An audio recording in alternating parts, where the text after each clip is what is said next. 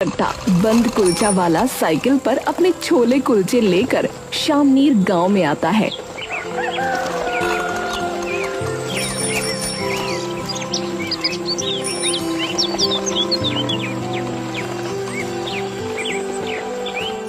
अरे आओ आओ भाइयों बहनों, अरे आओ भैया, अरे खिलाऊंगा ऐसा बंद कुलचा कि सुकून मिल जाए। और छोला इतना स्वादिष्ट और चटपटा कि भैया खड़े खड़े पूरी दुनिया हिल जाए। अरे आओ भैया आओ। सोमू को साइकिल लिए फिरते हुए काफी देर हो जाती है, लेकिन एक परिंदा तक पर नहीं मारता। ऐसे तो कोई आ ही नहीं रहा है, कुछ और चक्करबाजी चलानी पड़ेगी। तभी सोमू की नजर वहाँ पर खेलते हुए छोटे बच्चों पर पड़ती है। हाँ, मिल गया आइडिया। सोमू साइकिल उन बच्चों की ओर मोड़ लेता है। अरे आओ और मुफ्त के छोले कुलचे, मुफ्त के बंद कुलचे खा के जाओ और खूब धूम मचाओ। अरे भैया आओ आओ। सोमू साइकिल उन बच्चों के पास ले जाता है। अरे बच्चा लोग, छोला कुलचा खाओगे? सभी बच्चे उसे देखकर वहाँ इकट्ठे हो जाते हैं।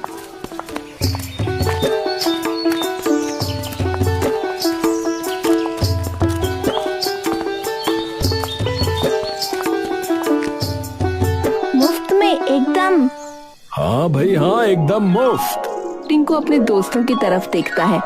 खाते हैं ना यार? नहीं, मेरी मम्मी बोलती है कि अजनबी लोगों से कभी कुछ नहीं लेना चाहिए। सोमू उसकी बात सुनकर मुस्कुराने लगता है। ये बात बिल्कुल ठीक कही गुड़िया आपकी माँ ने, और माँ की बात तो हमेशा सुननी ही चाहिए। पर खाने का तो तुम्हारा भी बहुत मन कर रहा है गुड़िया, है ना? है ना? हाँ। किम्मी मासूमियत भरी आंखों से सोमू को देखने लगती है। पता ही था मुझको। अच्छा तो एक काम करो बच्चा लोग, तुम सब अपने अपने मम्मी पापा को अपने साथ ही लेकर आओ, भाग के जरा, तो वो लोग भी ये सब चख लेंगे। हाँ चलो ना दोस्तों, बुला के लाते हैं। ठीक है। सभी बच्चे थोड़ी ही देर में अपने अपने मम्मी पापा को वहाँ बुला लाते हैं।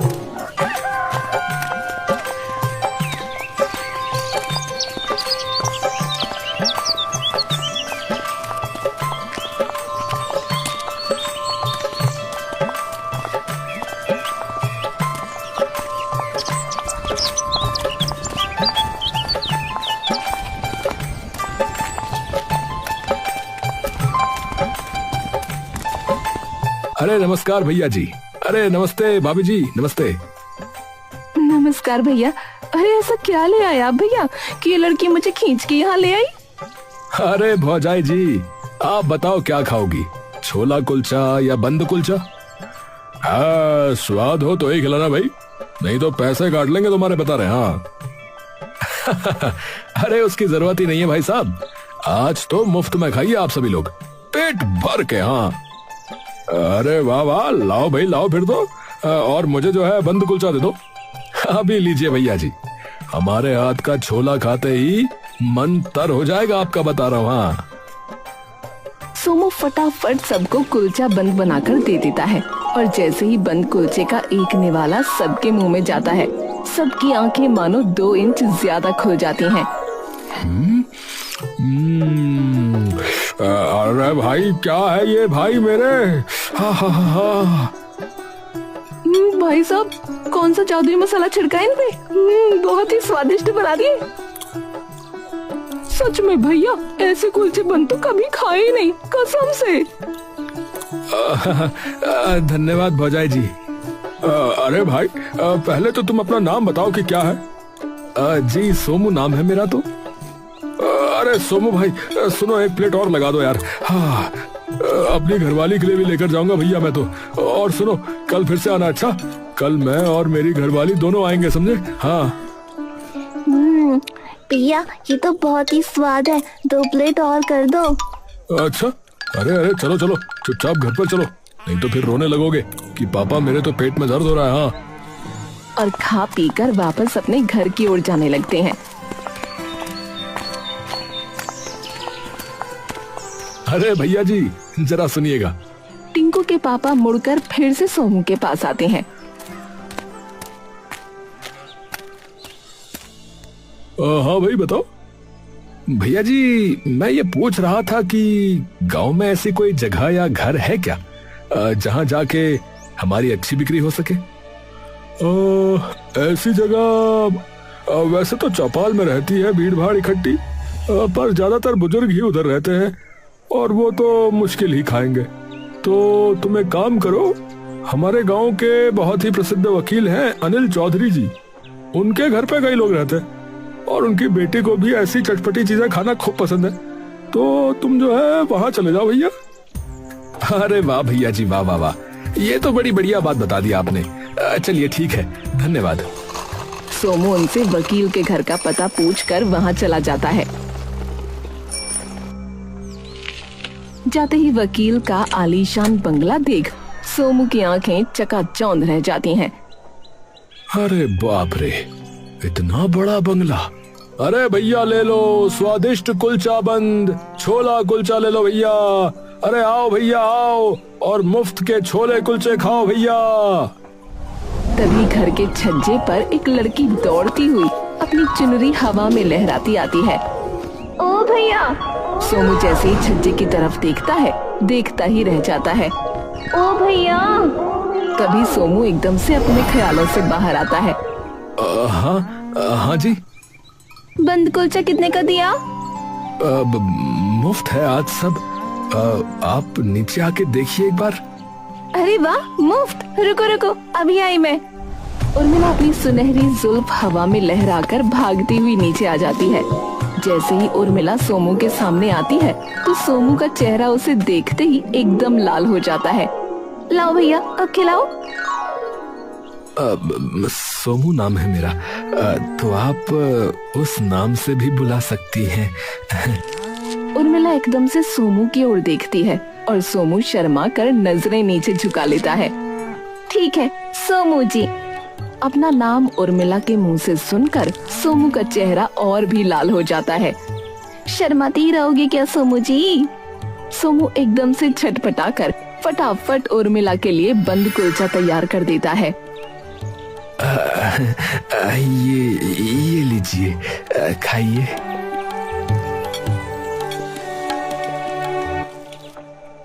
सोमू मुस्कुराकर सिर्फ उर्मिला की आंखों में देखता रहता है। उर्मिला शर्मा कर अपनी नजर दूसरी तरफ कर लेती है, पर सोमू की आंखें उर्मिला पर से हटती नहीं। जैसे ही कुलचा बंद के छोले उर्मिला की जुबान से टकराते हैं, वैसे ही उसकी आंखें अपने आप अचानक बंद हो जाती हैं। सोमू से देखकर मुस्कुराने लगता है। ये इतने स्वाद कैसे बनाया आपने? क्या डाला है इसमें ऐसा? डाली है एक अनोखी चीज। क्या? सोमू धीरे से उर्मिला के थोड़ा पास आ जाता है। उर्मिला के चेहरे पर हल्की सी मुस्कान आ जाती है। प्यार डाला है। किससे प्यार? सबसे, गांव के बच्चों से, गांव के बुजुर्गों से, गांव के भाइयों से, गांव की बहनों से और आपसे। तभी पीछे से उर्मिला की माँ उसे आवाज दे देती है। ए उर्मिला, अरे कहाँ गई? उर्मिला तभी धड़कते दिल और अपनी मुस्कान छुपाकर वापस अंदर जाने लगती है। कोई चक्कर वक्कर तो नहीं है तुम्हारा? जी अभी तक तो नहीं है, आगे का आप बताएंगी। उर्मिला हंसकर अंदर चली जाती है।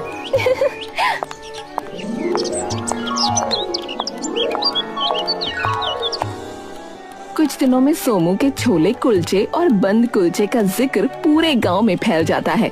सोमू रोज नीम के बड़े से पेड़ के नीचे खड़े होकर अपने छोले कुलचे और बंद कुलचा बेचता और रोज थोड़ी दूर खड़े होकर उर्मिला उसे देखती रहती। लेकिन एक दिन वो देखती है कि सोमू की साइकिल के पास कोई अनजान सा इंसान आकर खड़ा हो जाता है।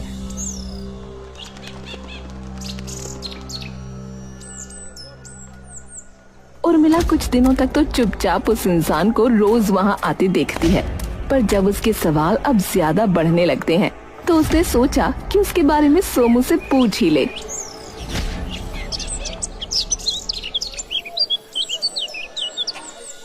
एक शाम जब सोमू और उर्मिला गांव के बगीचे में एक पेड़ के नीचे बैठे होते हैं तो उर्मिला के मन में फिर से वो सवाल आ जाता है।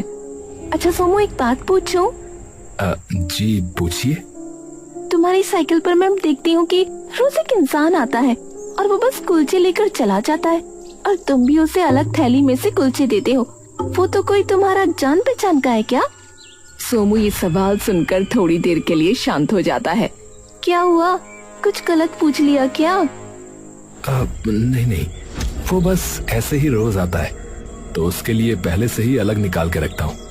अकेला ही रहता होगा शायद, तो कोई होगा नहीं खाना बनाने वाला। मैंने भी इतना गौर नहीं किया कभी। अच्छा, पर फिर भी रोज रोज कुलचे कौन खाता है? पता नहीं, उसे पसंद होंगे शायद। अच्छा मैं चलता हूँ अभी, कल मिलूंगा। अच्छा। अरे क्या हुआ? अरे कुछ नहीं, बस वो देर हो रही है तो इसीलिए घर जाके छोले भी तैयार करने हैं कल के, तो कल मिलते हैं।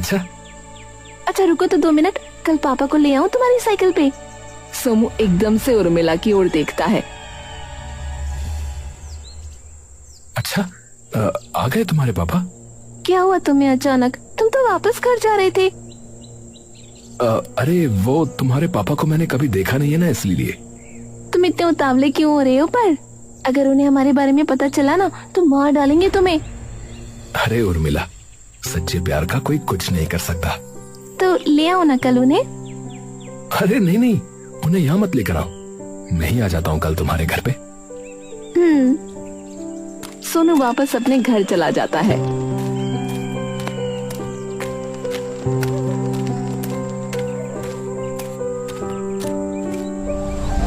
पर उर्मिला वहीं बैठी कुछ देर तक सोमू के इस आकस्मिक अजीब बर्ताव के बारे में सोचती रहती है। इसे क्या हुआ अचानक? उस इंसान के बारे में पूछा तो उठ के जाने लगा, और पापा की बात आई तो एकदम से वापस आ गया।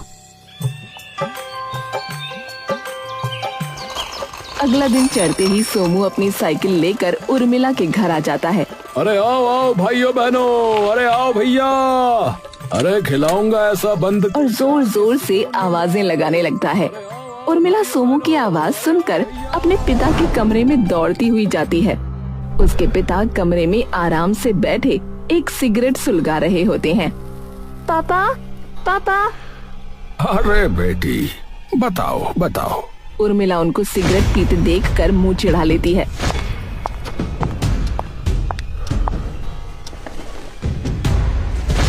अरे अरे, कितनी बार मना किया है आपको, ये मत पिया करो। ठीक है बाबा, नहीं पीऊंगा। अब बताओ क्या कह रही थी? पापा, बाहर छोले कुलचे वाला आया है, उसकी आप एक बार बन कुलचा खा के देखो, मजा आ जाएगा आपको। है? अच्छा जी, चलो देखते हैं क्या है ऐसा।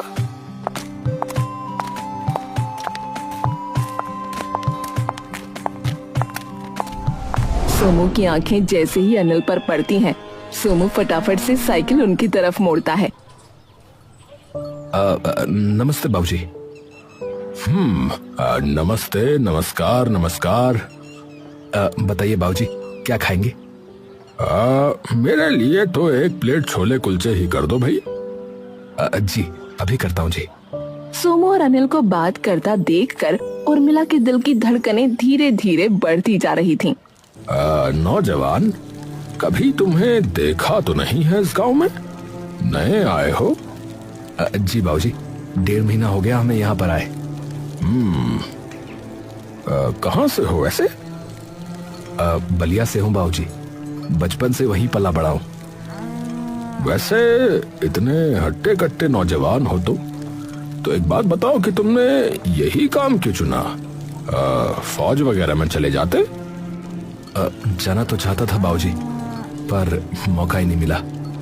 पिताजी हमारे यहाँ काम करते थे, लेकिन वो चल बसे, और उसी के थोड़े साल बाद बड़े भैया भी गुजर गए हमारे। चलो कोई बात नहीं, ठीक है। सोमू एक प्लेट में छोले कुलचे डालकर अनिल को दे देता है। अरे वाह, छोले तो तुमने बढ़िया बनाए हैं। धन्यवाद बाबूजी। अनिल छोले कुलचे खाने लगता है। बाबूजी, वैसे मैं भी कुछ पूछ सकता हूँ आपसे, अगर आपकी अनुमति हो तो? हाँ हाँ पूछो। आप वकील हैं ना? अनिल एकदम से सोमू की तरफ देखता है। हो तो सही। तुम्हारी कोई जमीन वगैरह फंसी हुई है? नहीं नहीं, मैं तो बस ऐसे ही पूछ रहा था कि क्या होता है इसमें, इसीलिए। हाँ, क्यों? वो मेरा एक भांजा है ना, वो सोच रहा है ये करने की, तो इसीलिए।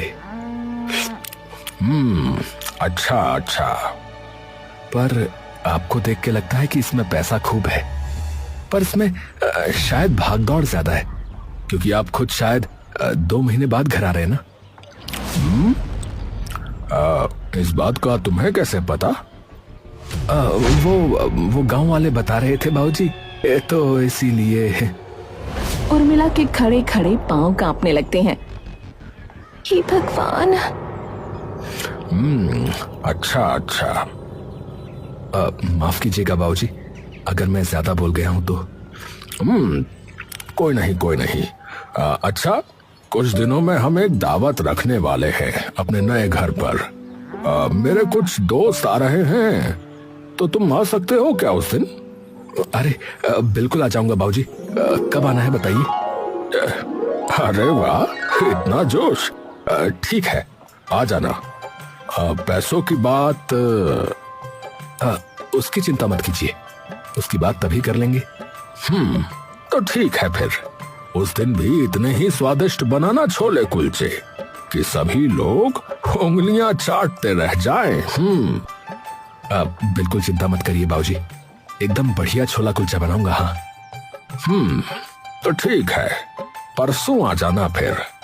जी बाबूजी, नमस्कार। सोमू एकदम खुशहाल हो अपनी साइकिल ले वापस चला जाता है। उर्मिला रोज की तरह ही खड़े होकर प्रणव को नीम के पेड़ के नीचे अपना काम करते देख रही थी। तभी एक बार फिर से उसे वो आदमी दिखता है।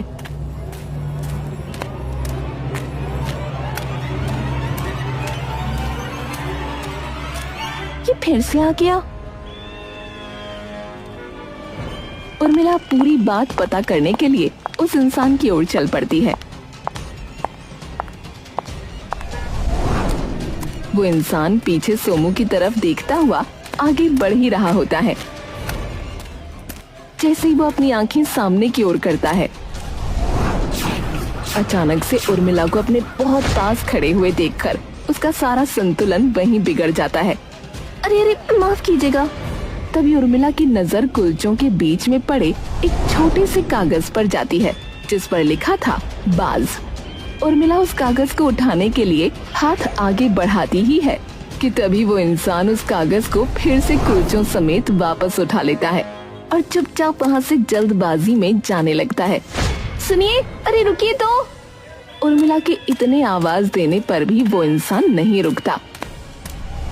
तभी अचानक से अपनी साइकिल पर बंधा ठेला छोड़कर सोमू उर्मिला के पास आ जाता है। क्या हुआ? क्या हुआ? अरे वो मैं उसे बुला रही थी।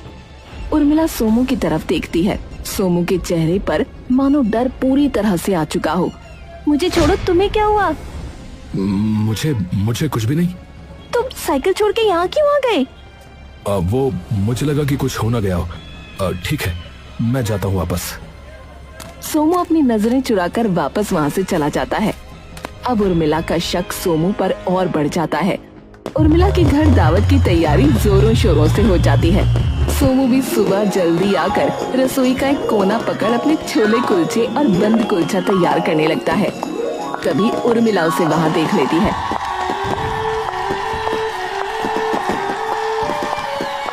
अरे आ गए तुम तो। हाँ, वो सोचा कि थोड़ा जल्दी आऊं तो अच्छा रहेगा। वैसे तुम्हारे पापा कहाँ हैं? अपने कमरे में अभी तो। अच्छा, कहाँ है वैसे उनका कमरा? क्यों पूछ रहे हो? नहीं, बस ऐसे ही पूछ रहा था। वो उनसे पैसों की बात करनी थी ना, इसीलिए। ठीक है, मैं बता दूंगी उन्हें, वो अपने आप बात कर लेंगे। उर्मिला वहाँ से वापस चली जाती है। लेकिन उसका मन धीरे धीरे अब और बेचैन हो उठता है। कुछ तो पक्का गड़बड़ है। सभी मेहमान धीरे धीरे आने लगते हैं।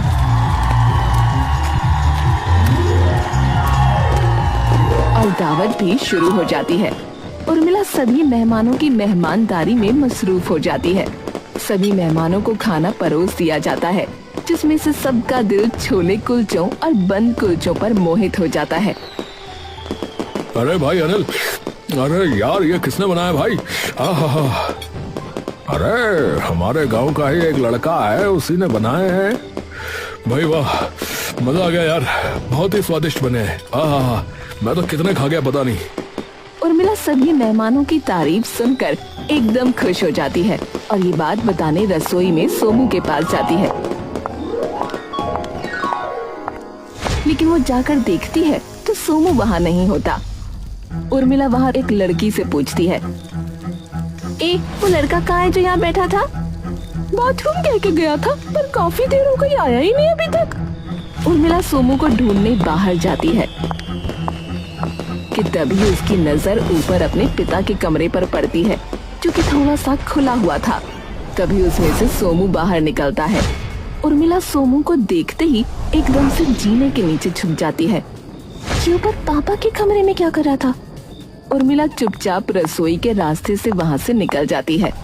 बहुत हुआ, अब तो पता लगा के ही रहूंगी कि इसका हिसाब क्या है कौन ये?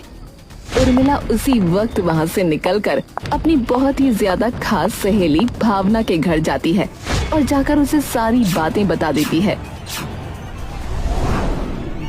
क्या, मुझे तो समझ ही नहीं आ रहा क्या हो रहा है ये, और वो क्यों कर रहा है ये सब? तो सच में पागल है जो तुझे अभी भी नहीं पता चल रहा कि वो क्या कर रहा है? क्या? अरे तेरे पैसों के पीछे है कमीना। क्या? हाँ, और तुझे क्या लगता है एक छोटी सी छोले कुलचे की साइकिल चलाने वाला है वो? जैसे ही उसे तुम्हारा घर दिखा तो जाग गए होंगे सपने, तभी तो फंसाया तुझे, ताकि तुझे बहला फुसला के तुझसे बढ़िया दहेज के पैसे हड़पे और अमीर खानदान का हिस्सा बनेगा वो अलग। और फिर वो इंसान कौन है जो बार बार उसके ठेले पे आता है? और वो चिट्ठी? तभी एकदम से भावना चौंक कर उर्मिला की ओर देखती है। क्या हुआ? वो तुझसे शादी नहीं करना चाहता, वो तेरा घर लूटना चाहता है। क्या?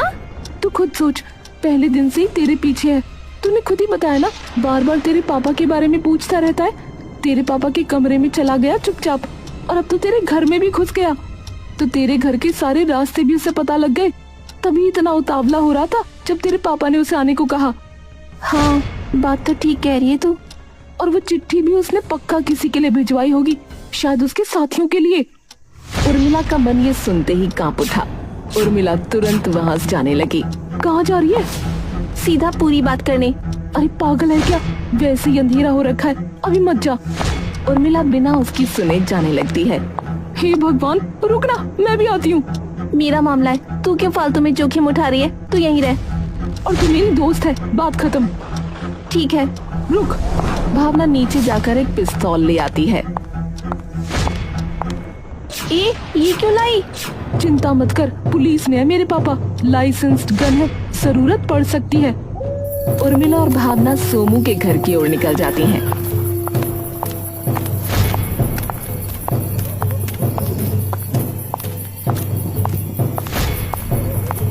भावना और उर्मिला बंदूक लिए सोमू के घर पहुंच जाती हैं और उसके घर पर ताला लगा होता है। यहाँ तो कोई नहीं है। ऐसा कैसे हो सकता है? वो तो शाम तक घर आ जाता है। पर अभी तो रात भी हो गई, वो है कहाँ? पीछे चल के खिड़की से देखते हैं। भावना और उर्मिला पीछे से जाकर खिड़की में झांकने लगती हैं, लेकिन अंधेरे के सिवा उन्हें कुछ नहीं दिखता। तभी भावना वहीं पड़ा एक पत्थर उठाती है और शीशे पर दे मारती है। ये चुड़ैल मरवाएगी क्या तू? अरे वो तो वैसे ही भी नहीं है घर पे, कुछ छानबीन करेंगे तभी तो कुछ पता चलेगा ना। दोनों खिड़की से सोमू के घर के अंदर घुस जाती हैं। भावना और उर्मिला घर की हर दराज, हर अलमारी, हर कोना छानती हैं, लेकिन उन्हें कुछ नहीं मिलता। इसकी रसोई में चलते हैं, वहाँ क्या होगा? तूने ही तो कहा था वो चिट्ठी उन कुलचों के बीच में थी, क्या पता कुछ मिल जाए। हाँ, सही बात है। दोनों तभी रसोई के अंदर जाती हैं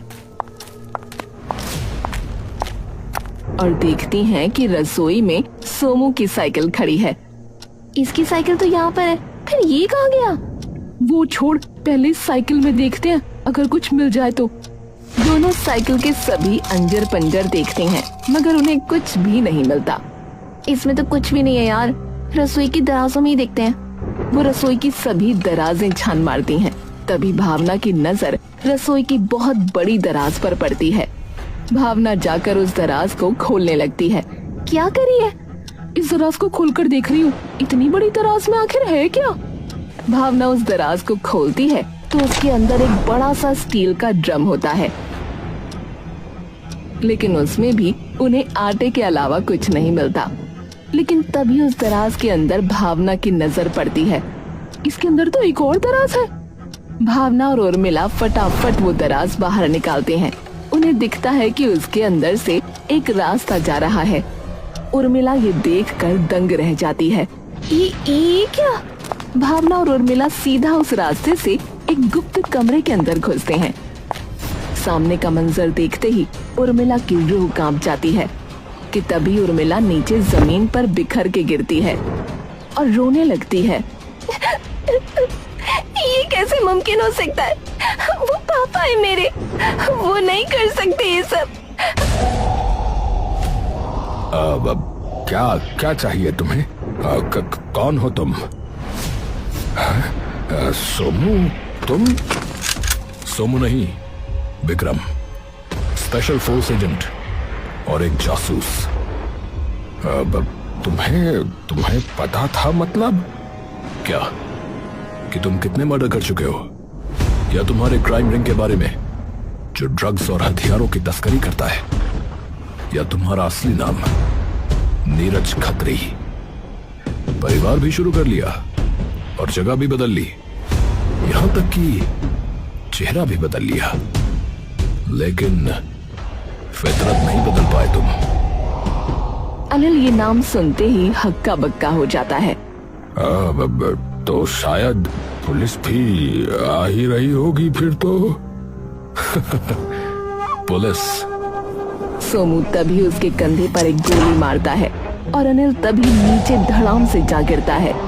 ऑर्डर्स थे तुम्हारे डायरेक्ट एनकाउंटर के। देखो तुम मुझे छोड़ दो और तुम्हें जितने भी पैसे चाहिए मैं दे दूंगा, पर मुझे छोड़ दो। सोमू फिर से उसकी ओर बंदूक तानता है। हमारे मिशन में तुम्हारा पता है क्या नाम था? बस। सोमू तभी सारी गोलियां उसके सीने में दाग देता है। पुलिस थोड़ी ही देर बाद उसके घर के अंदर घुस जाती है और सारे सबूत इकट्ठा कर अनिल की लाश को भी अपने साथ ले जाती है।